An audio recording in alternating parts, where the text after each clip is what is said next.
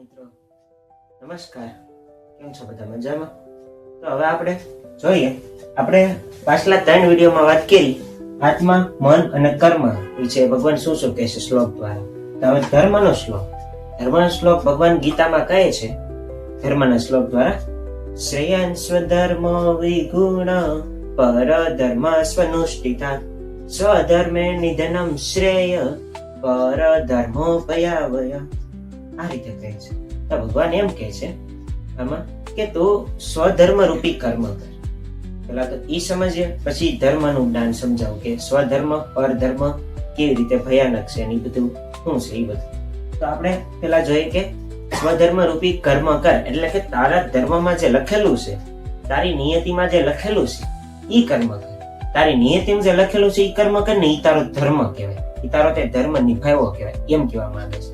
એટલે તારા જે નિયત કર્મ લખેલા છે કે તારે આ કરવાનું છે, ભણવાનું છે, આગળ વધવાનું છે, દાખલા તરીકે મારે સ્પીકર બનવાનું છે, ટેલેન્ટ પણ આપેલું છે, તો તારું કર્મ ઈ છે ધર્મ રૂપી કર્મ કે તું સ્પીકરના વિડીયો બનાવ. ઈ રીતે ભગવાન કહેવા માંગે કે સ્વધર્મ રૂપી કર્મ કર. મારા ઉદાહરણ દ્વારા તમે એટલું તો ખબર પડી ગઈ છે કે ધર્મ રૂપી કર્મ કયું કહેવાય. સ્વધર્મ રૂપી પોતાના ધર્મ રૂપી, બીજાના ધર્મ રૂપી કર્મ નહીં કરવાનું એમ. એટલે પરધર્મ સ્વનુષ્ઠિતાત કીધું છે. એટલે બીજાના ધર્મ રૂપી કર્મ કરવી ને તો આપણે આપણા ધર્મને દગો આપ્યો એ રીતે કહેવાય.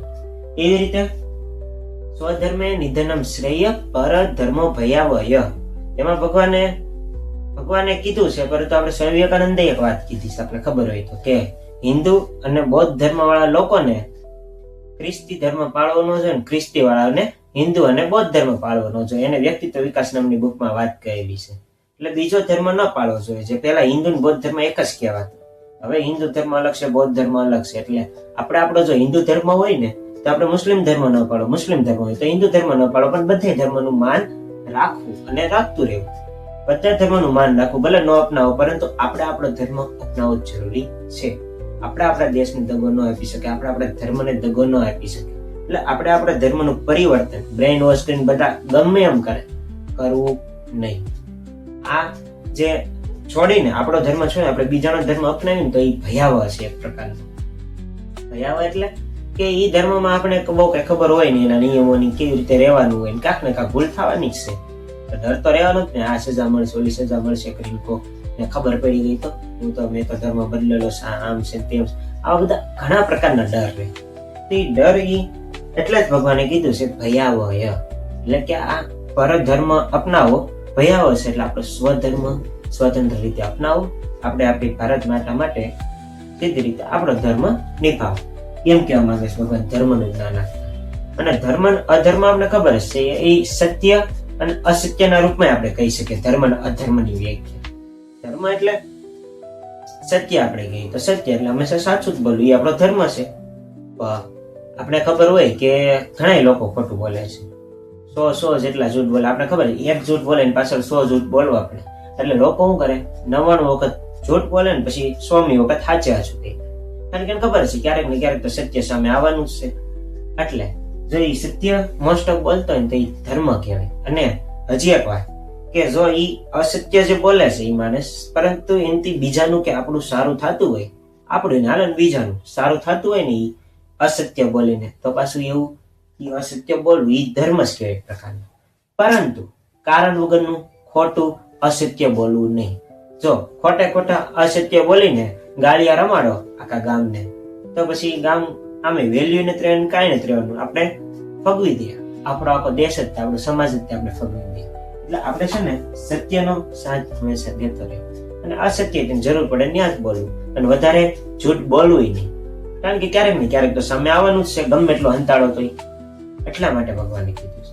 આ ધર્મની વ્યાખ્યા ભગવાને સમજાવી છે. એટલે અધર્મ ખબર પડી કે સત્ય અસત્યના પર્યાય રૂપ છે.